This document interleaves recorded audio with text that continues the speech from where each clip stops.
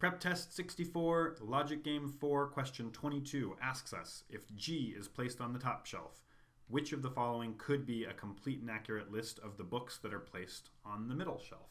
So we've got our rules and inferences. Let's get our limited options up here and separate them for clarity. And start with our top option.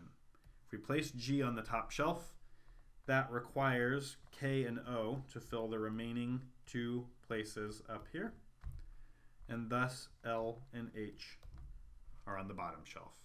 So I and O could be a list, a complete and accurate list of books in the middle shelf, but that is not an answer choice. I and K could be a complete and accurate list, but that is also not an answer choice. That means we're dealing with our bottom scenario here. So if we place G on the top shelf, we have a few different options here. So let's look at our unit FM. Were we to place F and M on the middle shelf, it would create a problem because K and O would not have space to be placed off the bottom shelf. Therefore, we know that F and M must be placed on the bottom shelf. The remaining letters to place are L, K, O, and H. Which of them could go in which locations? Well, up here, you could have K, O, or H. Here, you could have any of the four.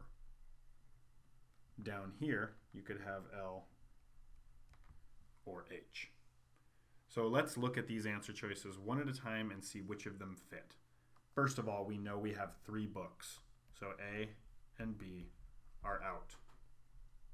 Answer choice C says I, H, and L.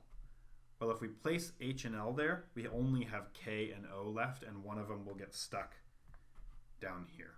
So that's not going to work. So let's get those out of the way. Sorry about that. What about I, K, and L? So if we place K here and L here, we could place an H on the bottom and an O on the top, and that seems to work quite nicely, but let's check the last one just to make sure. In this case, we see that they have placed F and M in the middle. We've already proven that that can't be done. E is out of it, and D is in fact the correct answer.